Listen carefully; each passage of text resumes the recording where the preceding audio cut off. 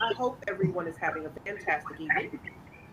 As you guys are aware, my name is Carla, and I am the founder and host of the podcast entitled I'm My Sister's Keeper. My Sister's Keeper was created so that women would have a safe space to discuss what's on their mind while keeping shit real, raw, and uncut. It's due time that we stop sugarcoating um, everyday issues that affect our well being.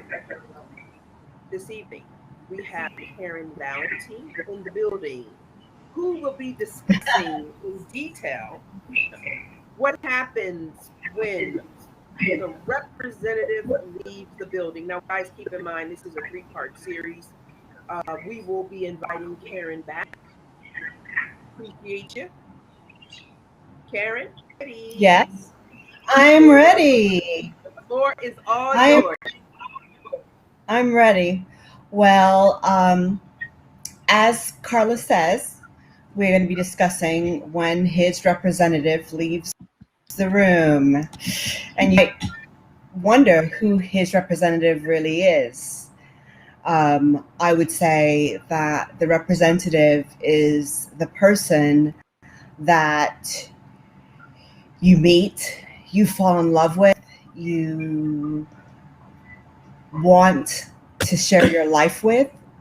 And when that person or the person that you have been shown leaves the room and you are connected now to somebody that you don't even know and what to do, what pitfalls that you go through, what um, instances, and I would say even painful situations that you have to go through when you realize that the representative was never the person that you fell in love with. Carla and I, we met each other years ago. I was working at the time in New York City as a fashion designer. I'm originally from England, from London. And Carla, my good friend, we worked together and we shared an office together overlooking 7th Avenue. And I had the blessing of going to FIT in New York and actually graduating and leaving the school and going into the industry that I love. And it was very, very special time for me, especially because I worked with somebody who was so talented, which is Carl. Um, at the time, we shared a lot. We worked side by side. She was working with sales, and sorry, my cat, Angus. Girl, Angus, girl, you gotta take I this. see. Girl, I knew she was gonna come. I knew it. I was like, I said before, this girl. cat is gonna come right in the center of this. Let me put something that she hates on the table so she won't come back. Um, so yes. So um, where was I, Carla? I'm sorry. So we worked in a clothing company that imported women's wear. Hmm. We worked in 1407 Broadway, and you were the fashion designer. And I was like a liaison between the fashion design department and the sales department. And so we shared an Yes. office together and we became really good buddies. Yes. And Became sisters. yeah, and we spent many days and nights in that office working. We enjoyed what we did. The clothing industry, the garment industry meant the world to us. And the movie, The Devil Wears Prada, was spot on because when you worked in the garment industry, the people that you worked with were not very nice at all. I mean, some were, but we worked with a woman who I knew the sound that her heels would make as she was walking towards the office. That's how much I disliked that person. Well, I want to say we all did, but we did what we had to do to keep our jobs. But anyway, Karen and I worked closely together in this office to assist the company in making tons and tons of money. And in that, we became the best of friends. So that's Yes. how I got the opportunity to meet Miss Karen. Yes. Yes. And I will kind of segue into the relationship. There are many of times when I traveled overseas, Mhm. and Carla was basically my link to my home. Um, Yep. I had a young daughter at the time, and Carla, I would leave her my checkbook with all the signed checks in there, and I would say, Carla, can you do me a favor? Can you pay my bills while I'm overseas? And she would pay them for me. And that's where we really received this just great connection. And we've had a connection together as sisters for over nearly 30 years now. Nearly 30 years. I Wow. never, Oh my God. I never took anything that wasn't mine. Your bills Mm-hmm. were always paid on time. Mm-hmm. So I did what you asked me to do. And mind you, we didn't even know each other. Like literally, we worked in an office together and became friends through that. You would come Right, in right. on a Friday with all these Chanel bags that you bought and just throw them in the office and have me help you decide which bag you would carry for the weekend because you were balling like that. Okay. Oh, Really, really good uh, time. Really, hopefully, really good time. hopefully nobody thought that I was the devil that wore Prada, because No, I not don't at think all. I was. No, there were others. There were others in the office that were though, but not you. Not Yeah, not they at were all. the ones that were the devils. Yeah, But not in us. regards to one evening, I'd actually just come out of a relationship. A guy that I had dated for years had a mental breakdown, and I was looking for a new apartment. And I'd made this appointment to see this new apartment, and I was going to take the Metro North. And if anybody lives in the New York area, you know where the Metro North comes out of. It comes out of Grand Central Station Yep. at 42nd Street. And I took the earlier train, a train that I never ever take. And I I took this earlier train. I sat in the last seat on the last car, and I was used to putting my handbag on the seat beside me because I didn't want anybody sitting beside me, because of course that's what New Yorkers do. Yep. Um, and the last second, this man jumps on the train, and he's got all this dog food, and he looks down the car and sees that there aren't any seats available. And for some reason, he stands and looks at me, and he kind of looks at me, and I make contact with him. And I said, "Oh, do you want to sit here?" And he said, "Yes." So I got up, let him sit by the window, and I sat by the aisle. And during that train ride, he and I struck up a conversation.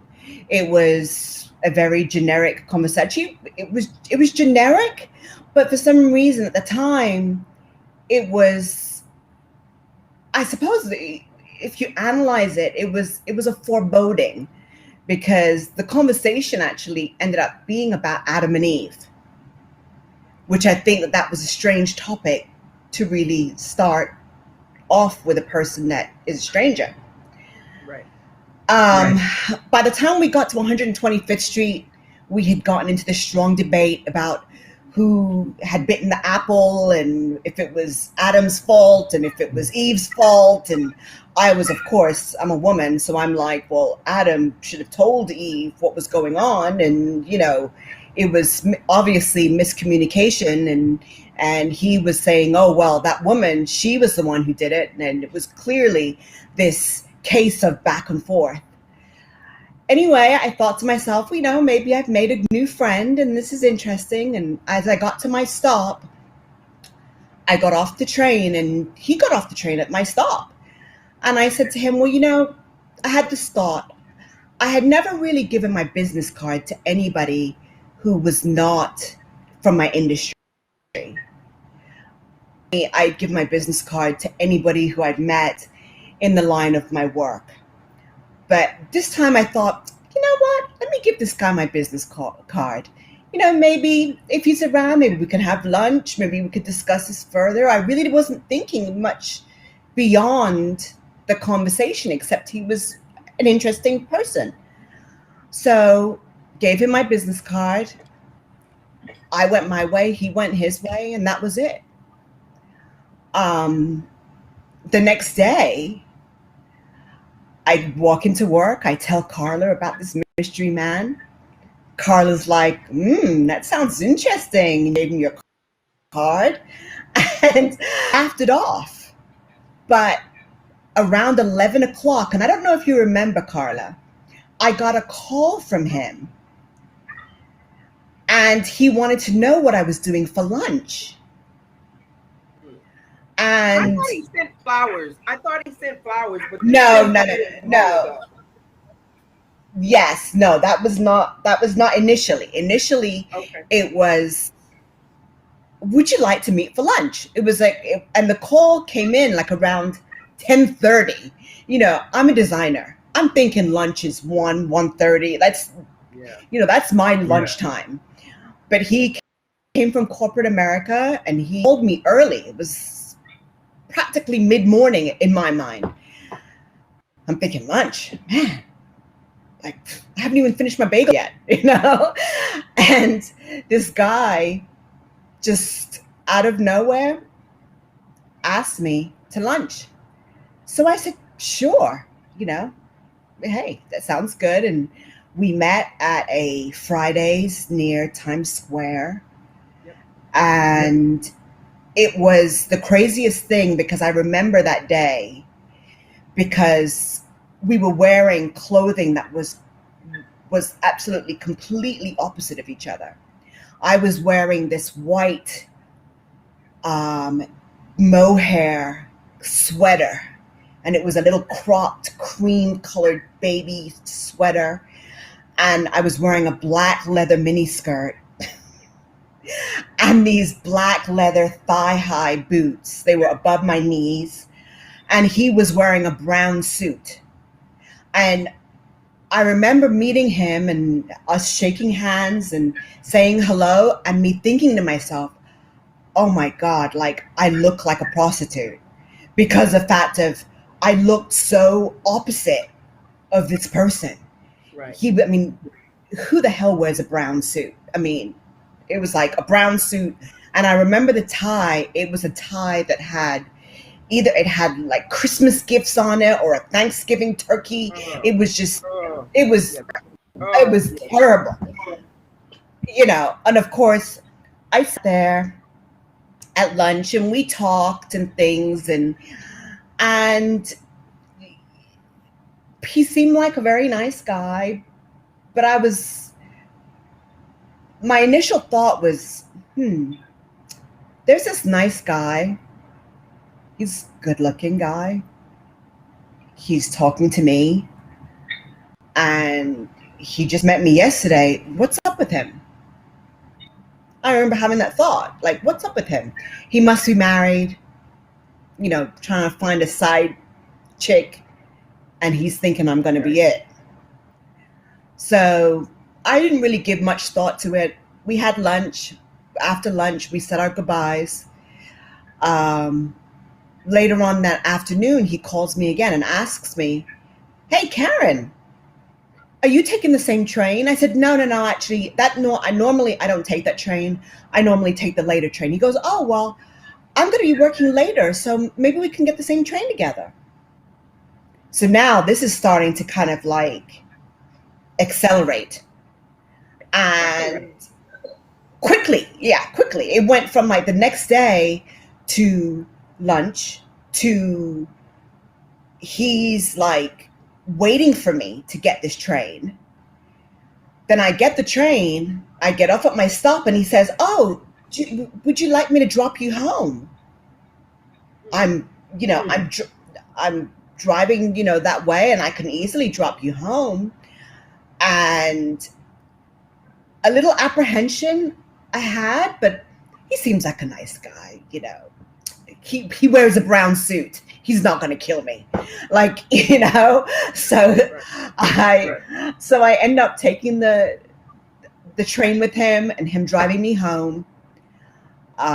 He was very polite, really a gentleman. And I thought nothing of it.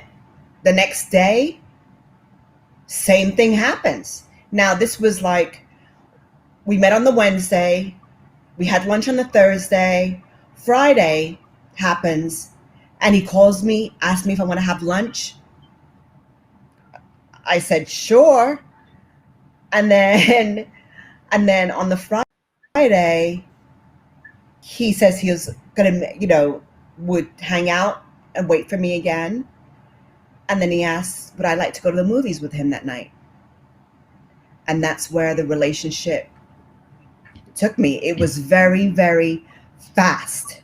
And I would say for most women, if you're going to get into a relationship, sorry, Angus is coming again.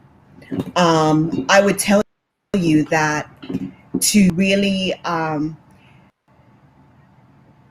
be very careful on the swiftness that a man will use to get you. Because I had never come across what we term today as narcissistic personality. I had never seen any of these people, and I had never come in contact with these people. But this was what was happening to me. I was being love bombed, and I was being a barrage of love bomb, to the point that by Saturday, by the following Monday, by Friday, he was coming to the office. And that's when he came up and he brought me lunch, and he brought Carla lunch. He met Carla for the first time. And I was loving him. I was loving him. I was loving him. Because he was calling me, and because Carla and I were working in the same office, I was like, well, I'm here working with Carla, and we're doing. So he knew that there was a woman called Carla who was an influence in my life. And so he meets me for lunch. He comes to my building. He asks me what I want for lunch. I tell him. He generously says, oh, what does Carla want for lunch? He generously buys Carla lunch. And Carla all of a sudden is like, well, I'm going to give you 50 brownie points for this. So, because I was loving it. Because not only did he bring lunch, but he was showing up at the office with roses for you. And if he bought roses for you, he bought roses for me.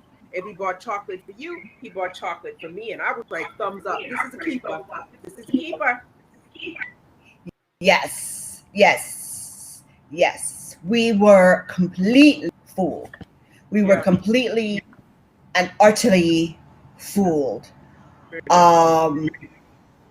He explained to me that he was going through actually at the tail end of a divorce, and he was at the tail end of a divorce. And at the time, and this is the naiveness of a young woman, I did not think about the other woman, the wife, even though they had already filed for divorce, and that was true. And even though they had been living separately, and that was true. As a woman, an adult woman today, I could say that I was in the wrong for me, because I really should have said, I say that because at that point I should have pumped the brakes and said, you're in a volatile situation right now. You're just coming out of a relationship. But he was divorced, correct? He was not divorced. He was Oh, I in didn't the know that. process. He was Okay. in the process. Okay. They had already seen attorneys. There were paperwork that was already signed. They were only maybe 3 or 4 weeks from the finalization of the divorce, but Okay. they weren't there. Okay. Technically, in my mind, for me, as the older woman now, looking back, that was my warning sign. But I Wow. was young, I didn't know. And so I thought, they're not together. They're not together. They don't live together. They're not together. There's no way their relationship's going to be retrieved. They've already filled out the paperwork. They've already filed for divorce. This divorce is going through. And even though he was making the moves on me, as a woman, I should have respected the position of his wife and at least waited a month. Because really, realistically, it was a month. And maybe it wouldn't have made a difference. Maybe it would have made a difference. Yeah, I don't. But at least I would have been able to. Yeah. There was his at the time, and later on, as the story goes on, I do go back to his first wife, and I actually apologize to her. But I'll wait until that time happens until in the story. But it was really important for me to acknowledge that, to see my actions, to accept my actions, for me to move on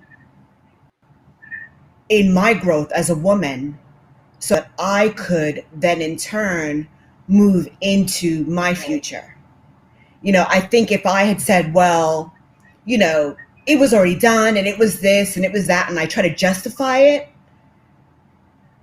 I think for myself as well as my relationship with God, there would have been that I would have been lying to myself. And after a while, I decided I wasn't going to lie to myself anymore.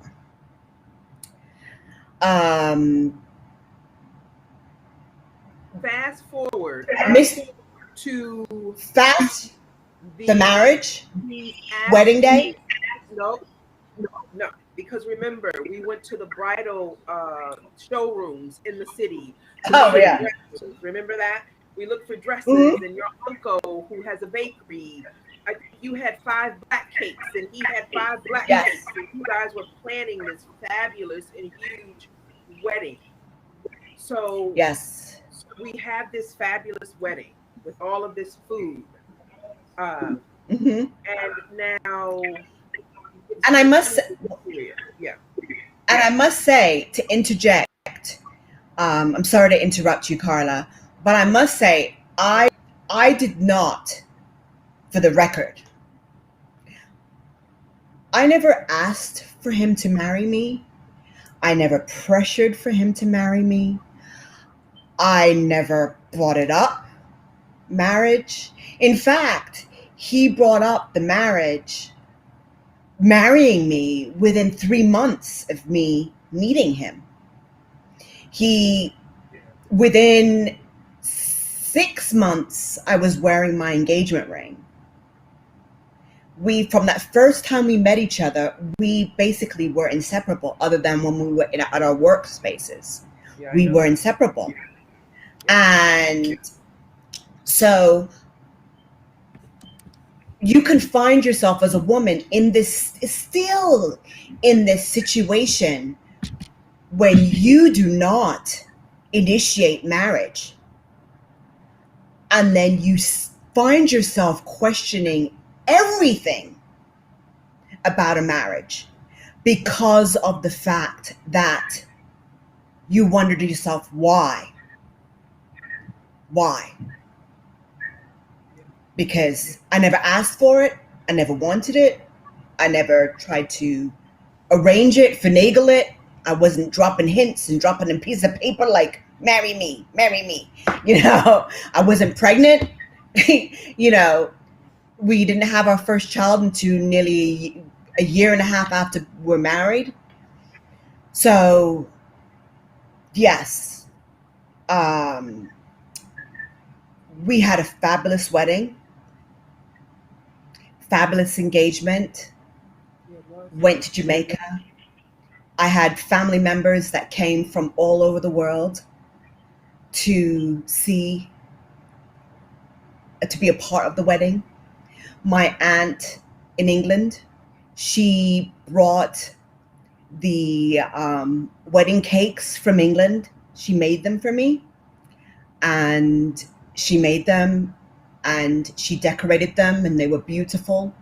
And she brought them in suitcases from London for the wedding. So uh, it was an amazing event. But my youngest daughter, who my oldest daughter at the time, she was a part of the wedding. And when we came back from the honeymoon, she said to me, "Mommy," and she was 5 years old, 5, 6 years old. She said, "Mommy,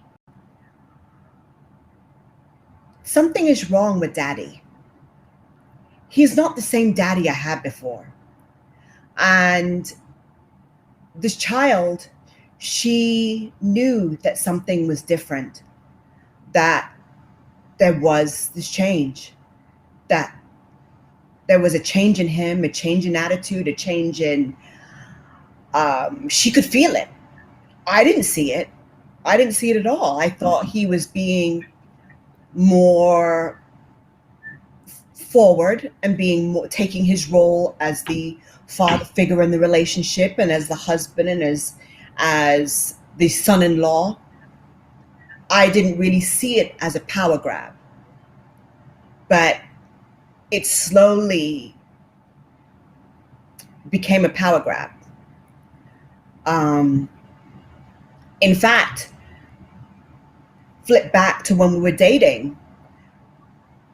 I know you don't know this, Carla, but actually, I don't know if you remember when he moved into my apartment.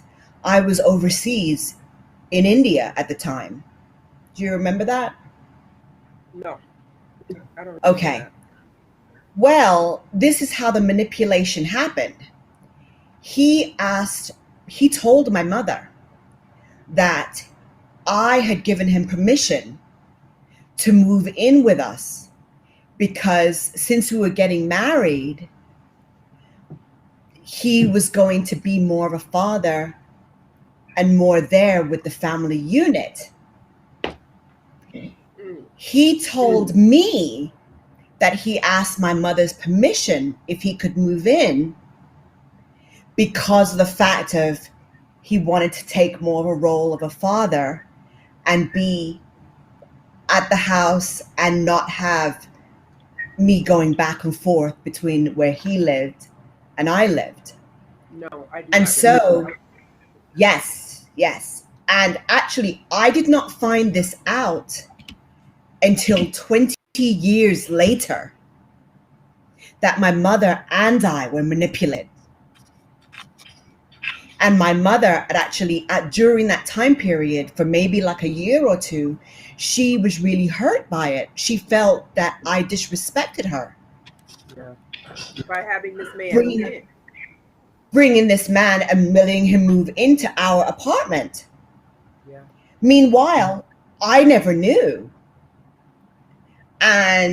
But that was the manipulation of moving the pieces to fit what he wanted it to be.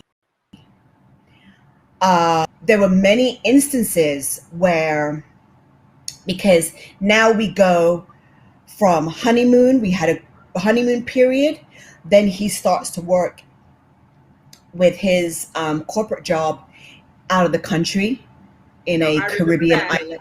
I remember that. Yes, I remember that. yes. And of course, I have my blinders on. I'm like, I know this man like the back of my hand. I know him. I know him. He would never cheat on me. He would never disrespect me that way. He's not that type of person Let me because stop he you had right never. there. Let me stop you right there. So, Yes. so it was Easter weekend, and you invited me Yes. to spend Easter weekend with you. I came to your Yes. house, had an asthma attack because you had a cat or something like that.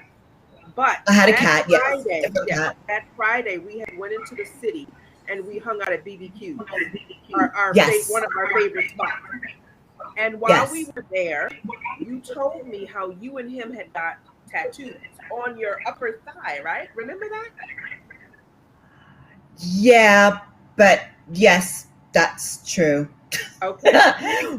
Yeah, yeah. And it was the entire weekend. Now, this is after you guys had already been married. The entire weekend, you spoke about him very highly. I mean, I already liked him, so it wasn't, and Right. all you talked about was the representative. Um, and then Monday comes, and then there's Monday, and then we go back to work, and we continue where we left off at. I remember getting a phone call from some of the women in your office that used to work with us in the at the clothing company that at that time was Resolved. And they called me and said that I needed to call you because something had happened near Rockefeller Center, and you had called the office back, and you were really upset, and they were concerned about your well-being, and that no one could speak to you other than me. And so they called me, and I was in New Jersey. I remember that. They called me You were in New Jersey. repeatedly. Yeah, I was in New Jersey at the time because you were in the I didn't city. even know that.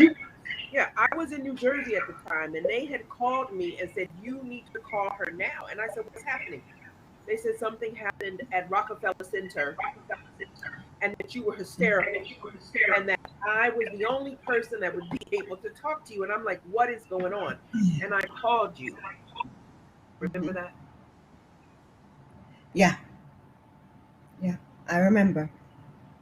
I remember. I that moment will be solidified in my memory forever. Um, I remember my husband asked me to meet him for lunch.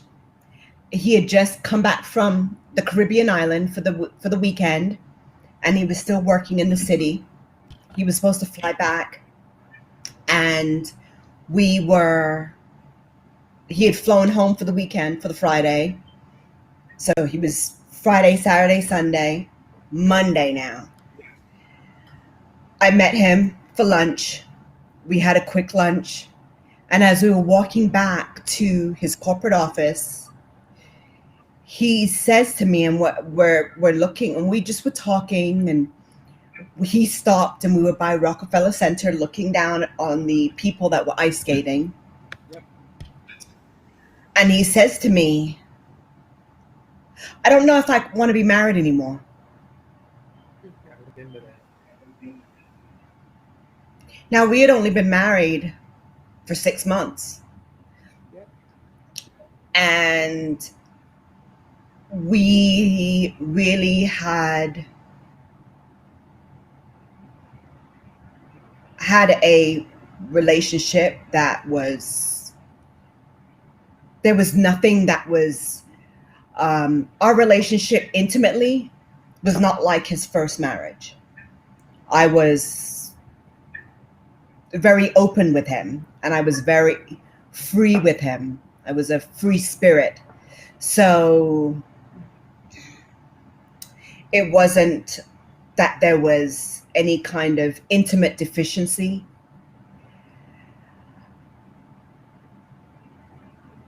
But he says this to me.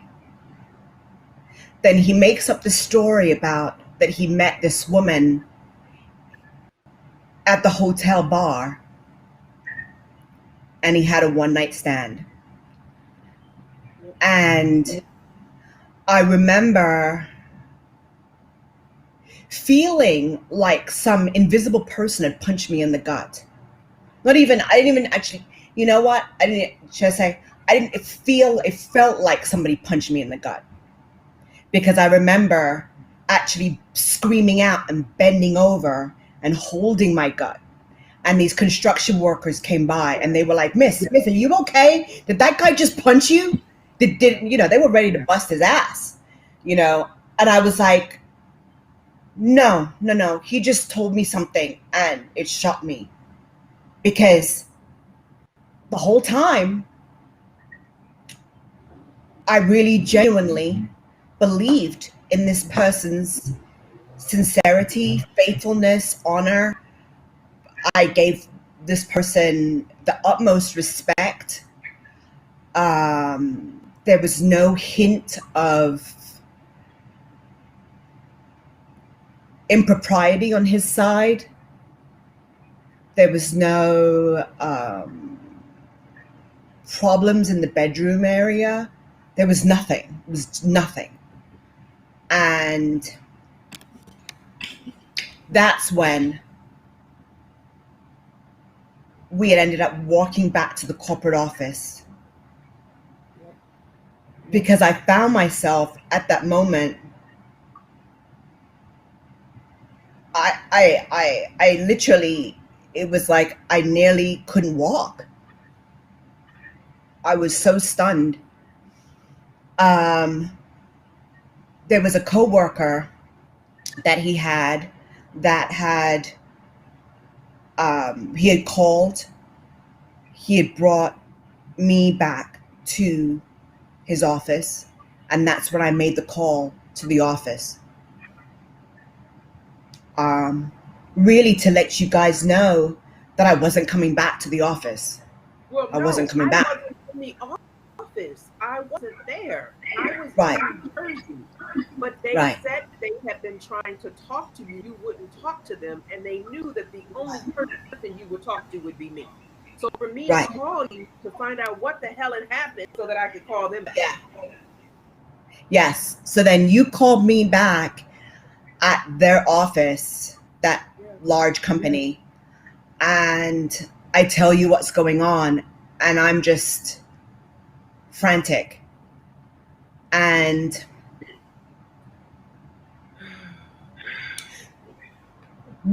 as women,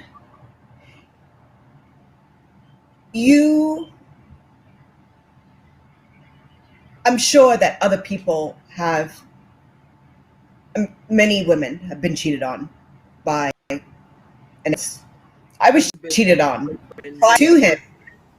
Right. But the thing that struck me, or it hit me like a 2x4, was the fact that his representative had that he would never do anything like that. So I really was flying blind. I used the analogy earlier to you, Carla, about the bird that's flying, and all of a sudden it smacks into a piece of glass and it just kind of slides down. That's exactly the way. The glass that it Yes, the glass it didn't see, it just smacks up against it and it slides down. And you feel like you've been swallowed up by this, like you've lost all gravity and you are falling down. There's nothing you can do because everything is out of your control. Now, I have to stop you there. I have a comment / question from a Phyllis who says, hi, Karen. Hi, Phyllis. Hi. Hi, Phyllis. Wants to know, what advice would you give to a woman who, I'm reading, who has found out that her husband has cheated on her? What advice do you give her? Does she stay? Should she go? How should she proceed? That's what Phyllis wants me to ask. Okay. I suppose I'm like... questions that came in. There's tons of questions that were coming in. I just didn't stop. Yes. I'm sorry. Okay. All right. Perfect. So we'll do questions. Okay. Phyllis what I would do now, it depends on how you found out. Have you found out through another person? Have you found out through messages? Is there anything tactile Well, that, because, Phyllis has now just responded back to your question, and she says that her husband mhm, gave her sexually transmitted disease. That's how she found out. okay. Okay. So what I would do is directly confront him. Okay. I'm telling you, Phyllis, you are not alone. That happened to me too. And when I confronted the person, I was so sick, and I didn't understand what was happening with my body. And I went to the gynecologist and I asked my doctor to do all these different tests because I didn't know what it was. And he told me what it was. And it just happened that our children were in the room with me at the time when the doctor called. And all I said to my ex was, I asked him to come close and I whispered, and I said, the doctor told me that I have this.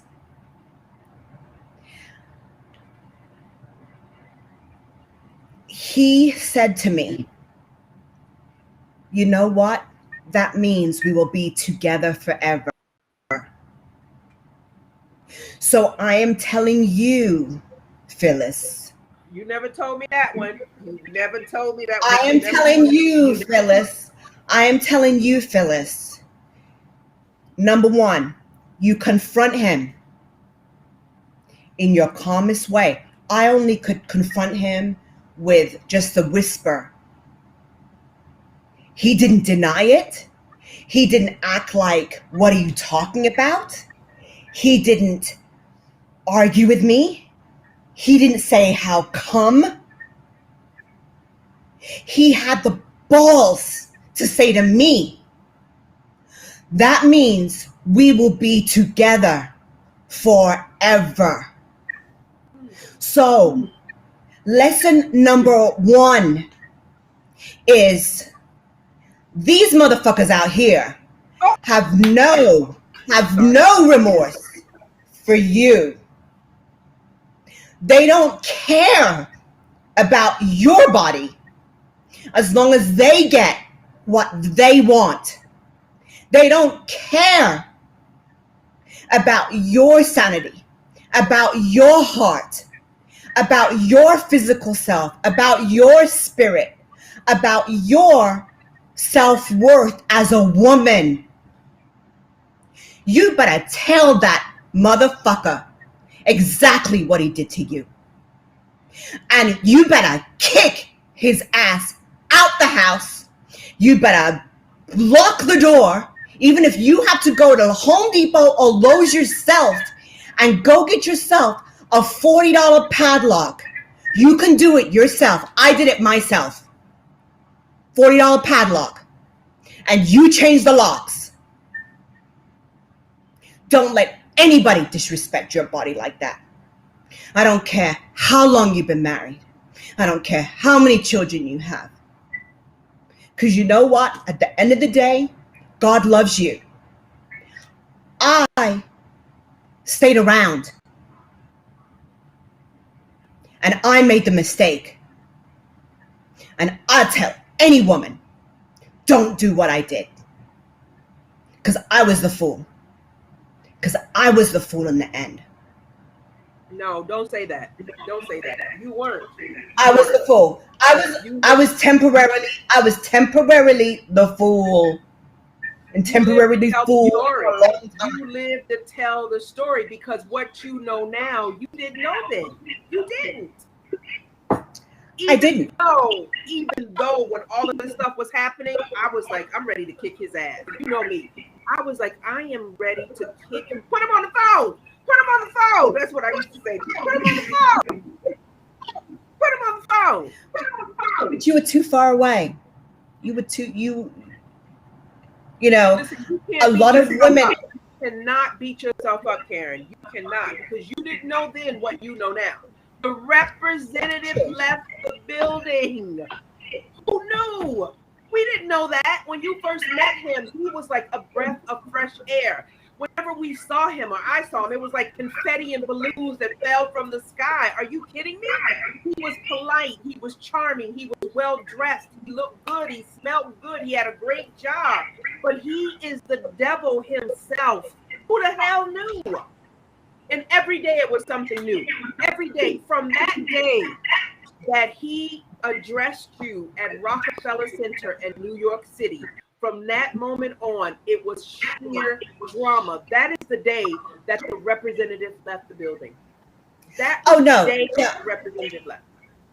Oh, girl, I could tell you stories because he confessed years later, he confessed that the entire time that we were engaged, we were dating, he was getting oral sex from the person that he worked with at the time at the office.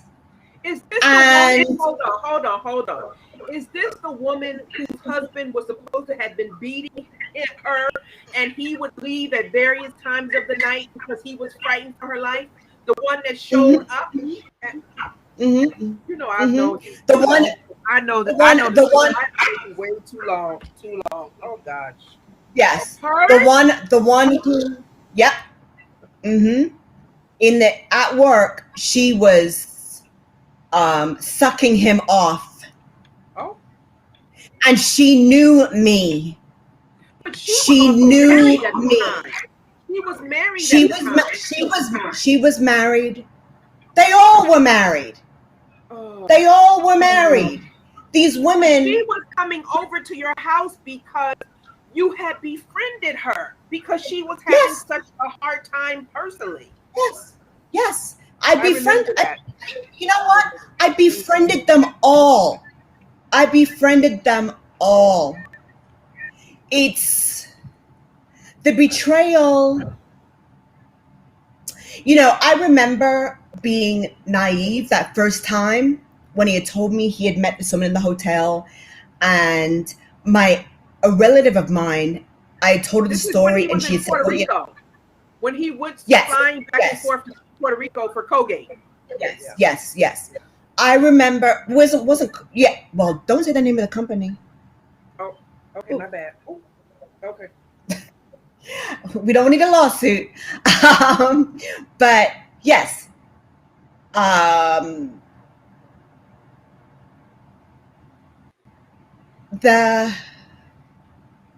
The person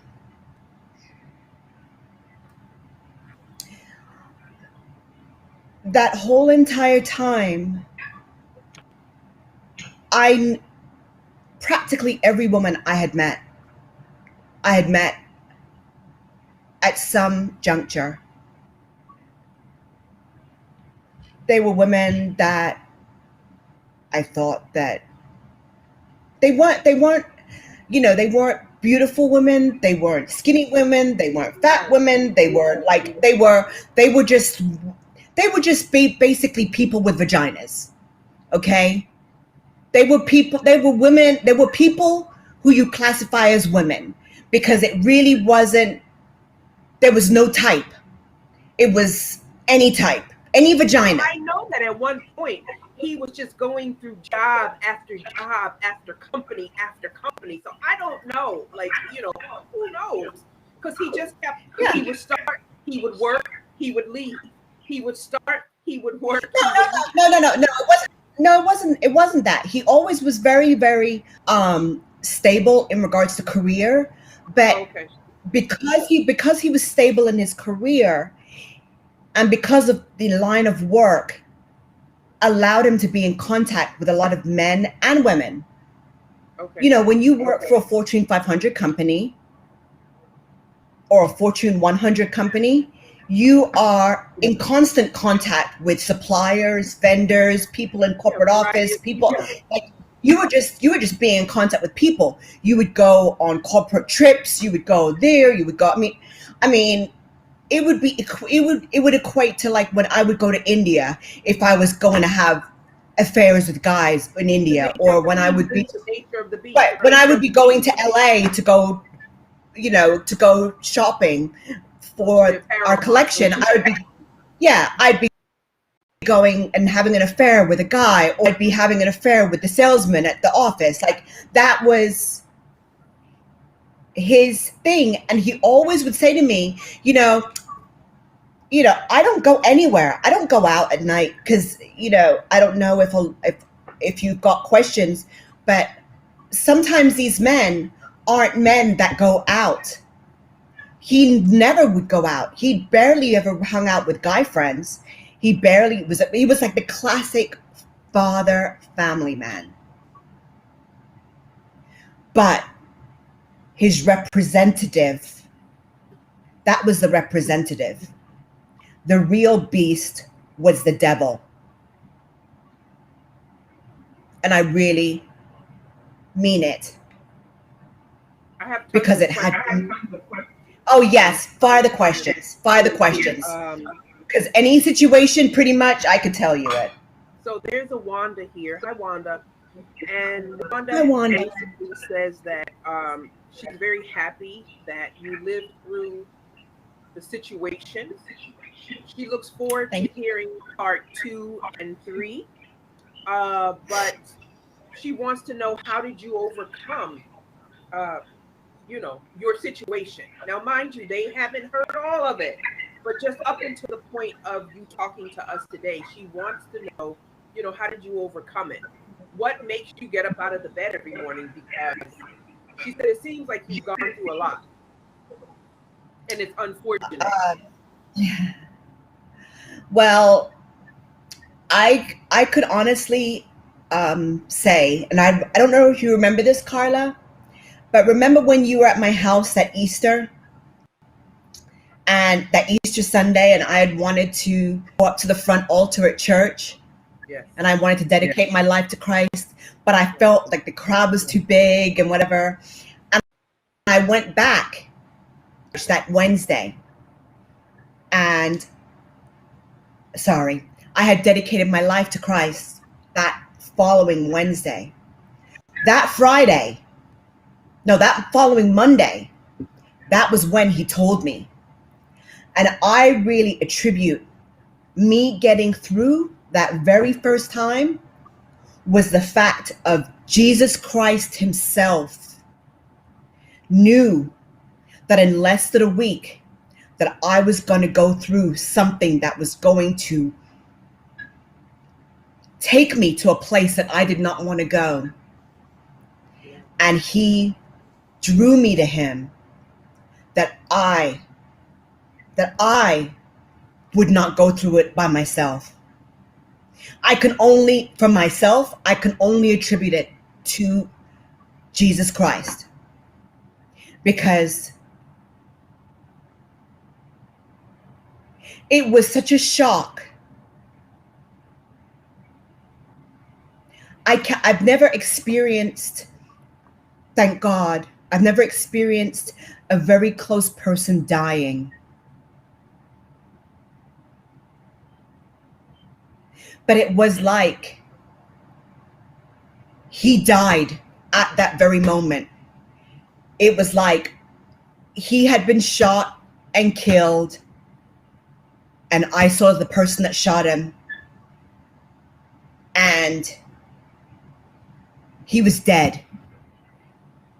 And I was having to go on living with the memory of the man that I fell in love with. But here's this other guy. He looks like him, he smells like him, he walks like him, he talks like him. Even sometimes he even acts like him. And to be really honest, I had a cousin of mine who had said to me, Karen, and my relative, she's very, very English and very straightforward. And she would, no mess. And she would say, well, Karen, my rule is once a cheater, always a cheater. That's it, period, done. And I was like, no, but you know what? some people, they mess up, you know, they they get in situations and they mess up and this, that, whatever, but they learn. And she was like, well, you know what? That's for you, but for me, one time, you're finished. And I really should have taken her advice.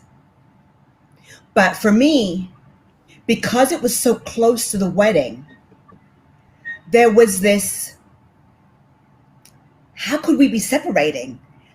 Like, this has been less than a year. It's been less, like, it's been around 6 months. This could not be happening. So that's why I say that, well, number one,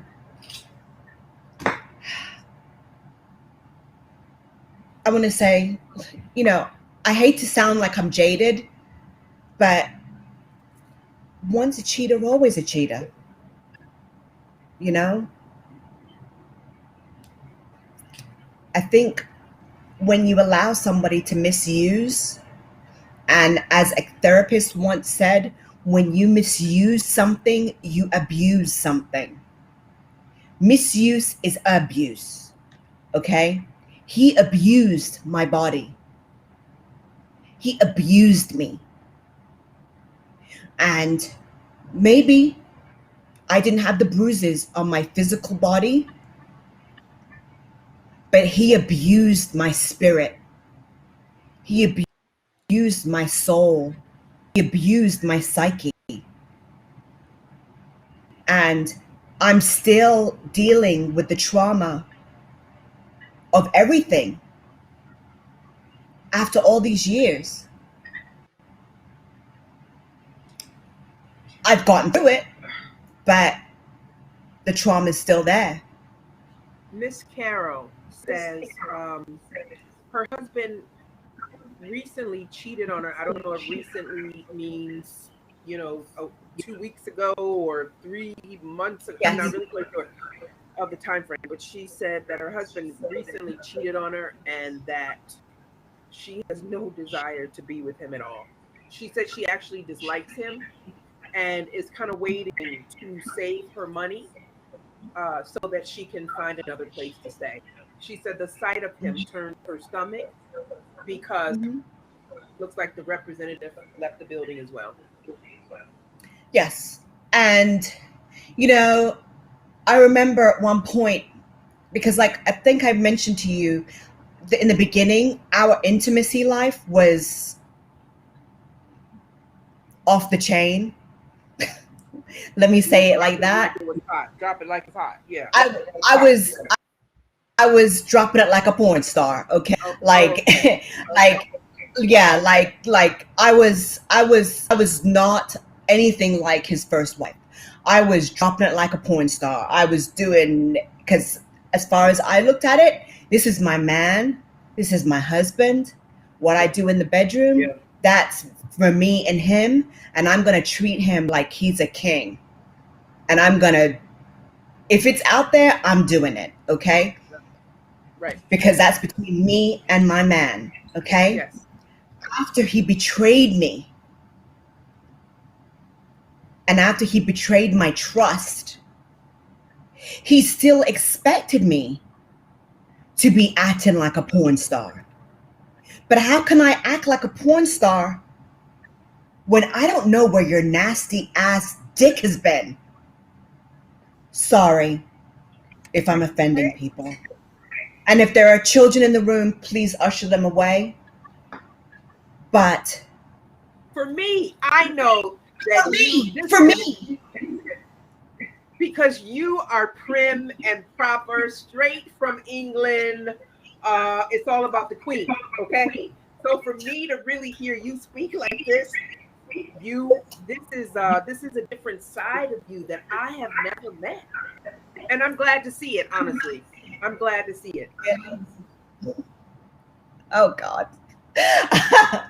As I said, between husband and wife, I believe everything God made us to enjoy each other's bodies to the fullest, to the bounty, to the like a cornucopia of better than, like, what did they talk about?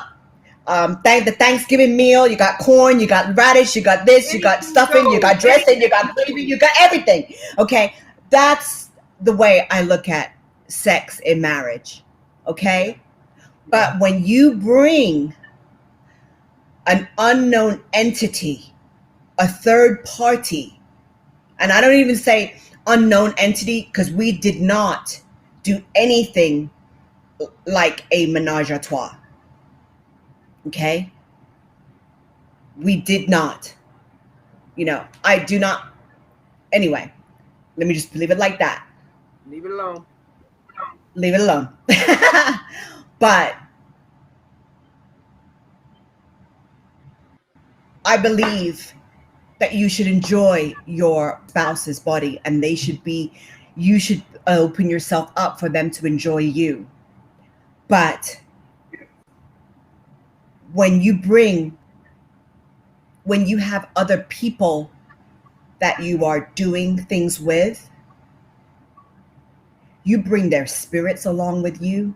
You bring disease along with you. You bring Drama. so drama. You bring drama.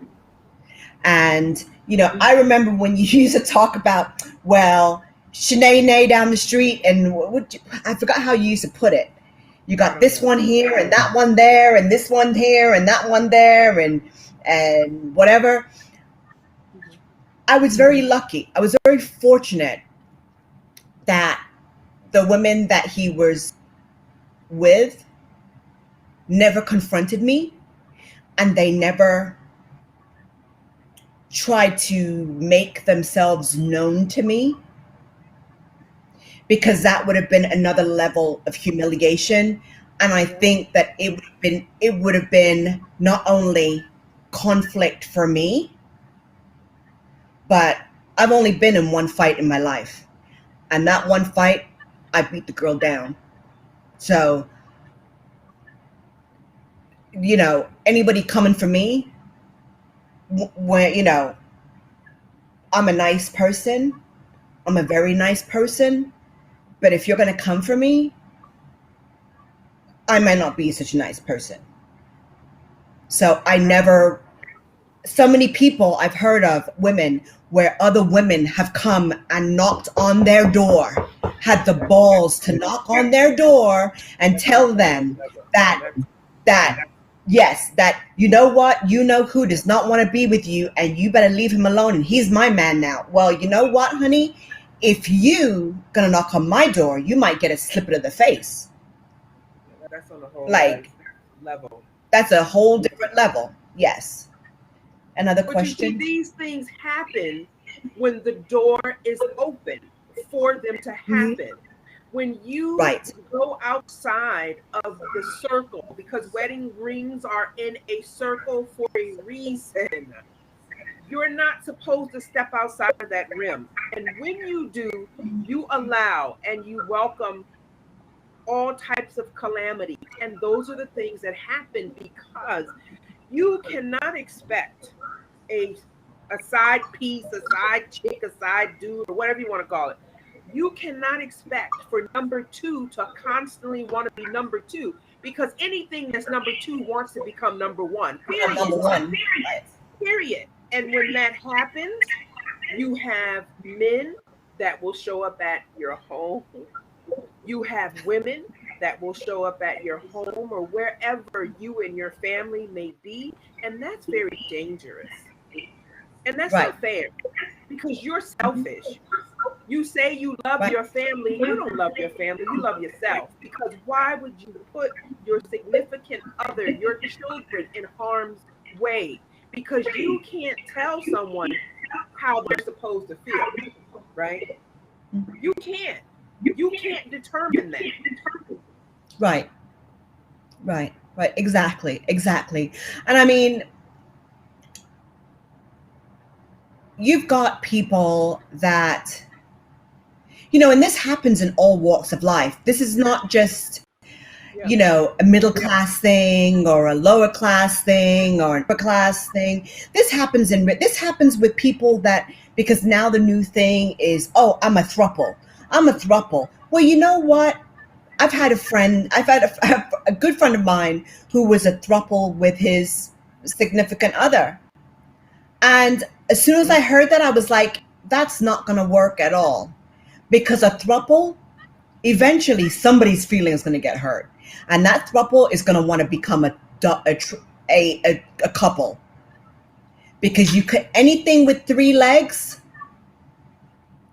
is an abomination. And I don't want to make it religious but anything, you cannot have a three-legged anything that's living. You know, you can't expect for three human beings to be in relationship with each other and it actually work well and work well for a long We know that time. there are people who are doing all types of things, and we're not knocking it, right? That's your business, what you do behind closed doors. It just may not be suitable for myself, for Karen, and maybe others that are watching. But you are free to live your life. It just doesn't mean Oh it's yes. suitable for everyone. Oh yes, absolutely, absolutely. And you're free to live your life. It's just that you can't expect to have how can I say? Your cake can eat it too. Yes, and also the results factor. The results factor of it. You know, because there's always going to be somebody left out. It's like me on a date with you and your husband. You know, you two are cuddled up and kissing and whatever, and I'm going to be sitting across saying, "Come on, guys, like, you know, like I'm a single woman here. Like, you know, could somebody can they get a room? Like, you know?" So that's what I'm saying. There's always going to be some imbalance, and it can work. It you know it conceivably can work, but it's very rare for it to work because emotionally,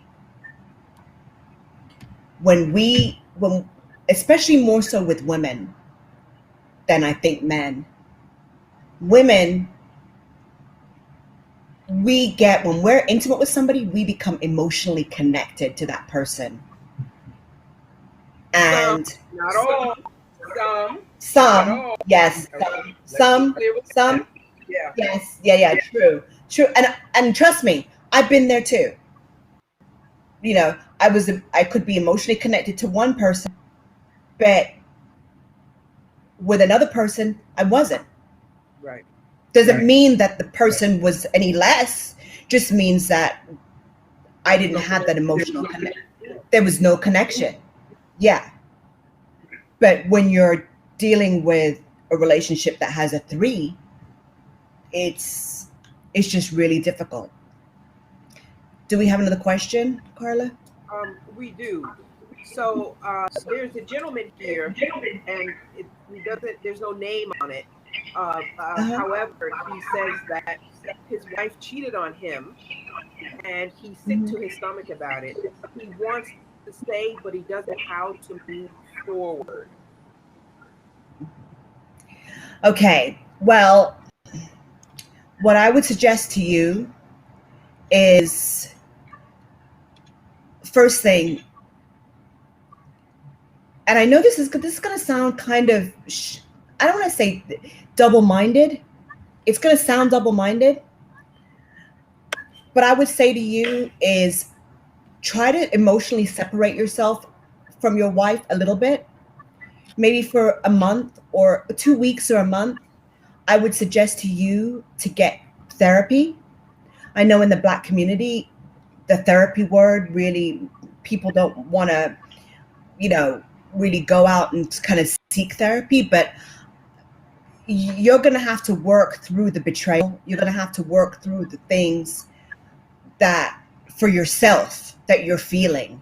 You can't bottle it up. You can't, it's not, when a person cheats on you, it's not a drink that you can suck down in one gulp and just suck it down and think, okay, it's going to work its way through my system and it's going to come out the normal way.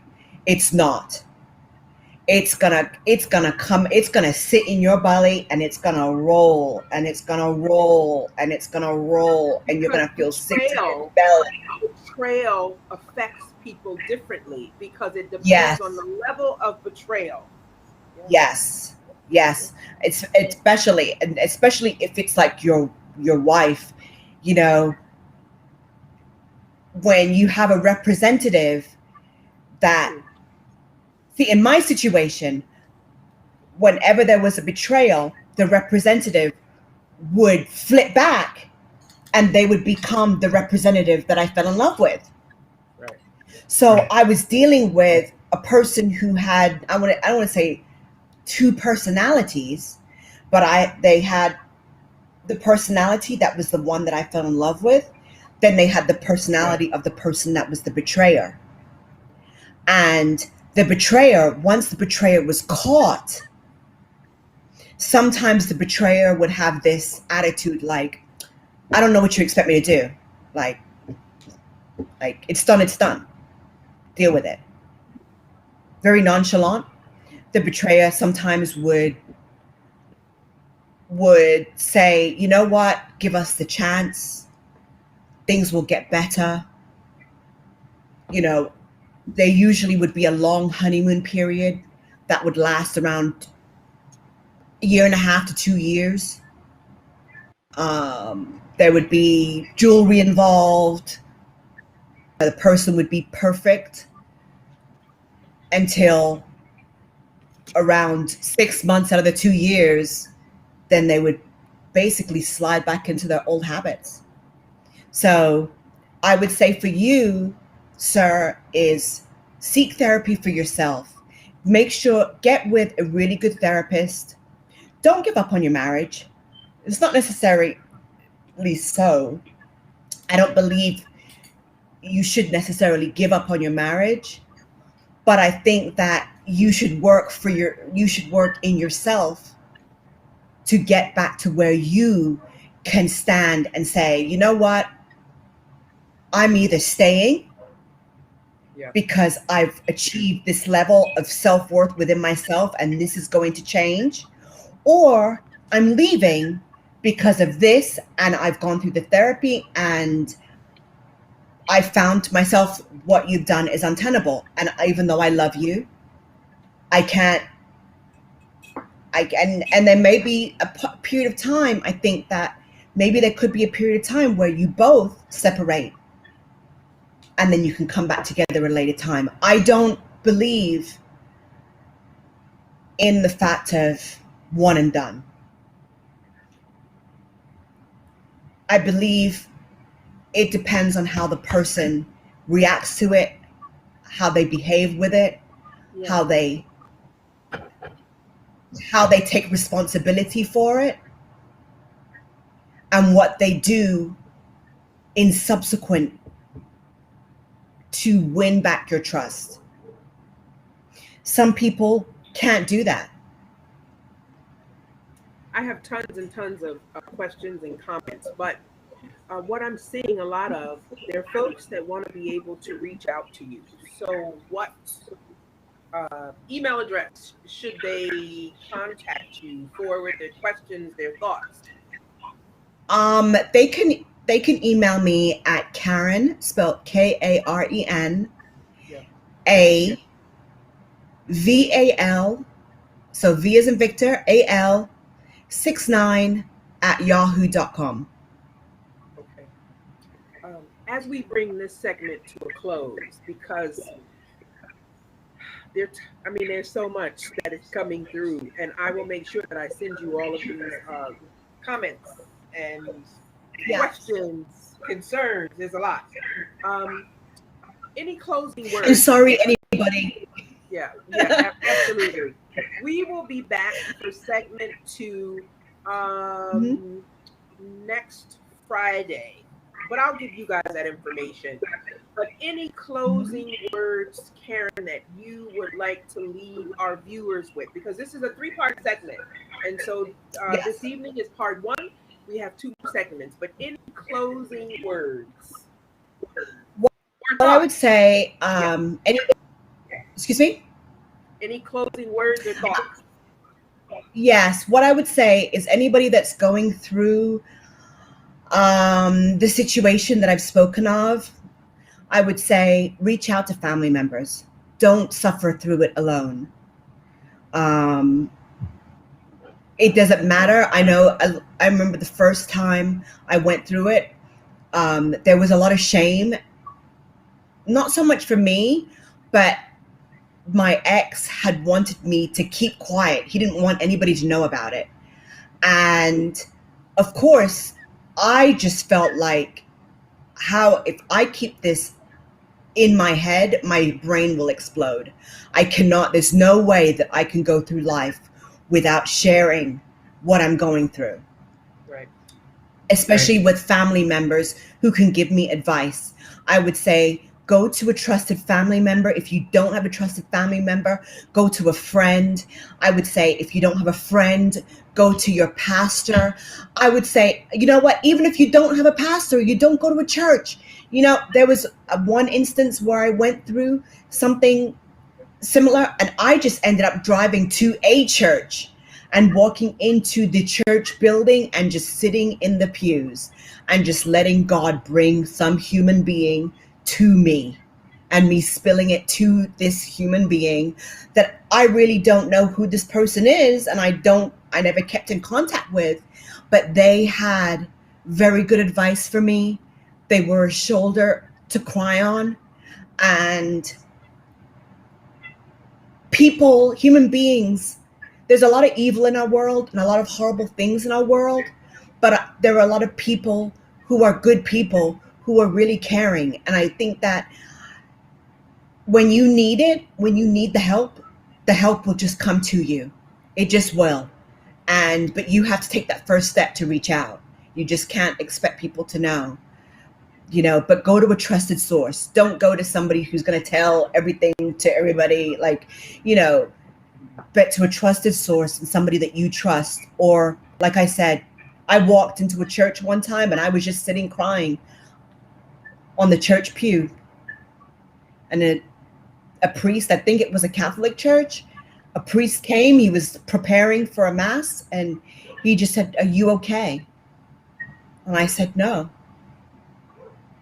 And I shared it with him. It was a stranger. Yeah. But I tell you, that day when I left there, I felt a whole bunch better. Well, I thank you so much for showing up this evening. Yes. Can't wait for segment two. You have tons of viewers who are sending comments and questions over. I need you to repeat your email address again, and then we're going to wrap it up. So could you please repeat that so that these folks can reach out to you, because there's a ton of stuff coming in. Sure. My email address is Karen, spelled Karen. The initial A as in Apple, V as in Victoria, A as in Apple, L as in Linda, 69 at yahoo.com. We thank you so much, Miss Karen. We love you. Yes. And we will see you soon. Thank you. Yes. Bye. Bye. Bye.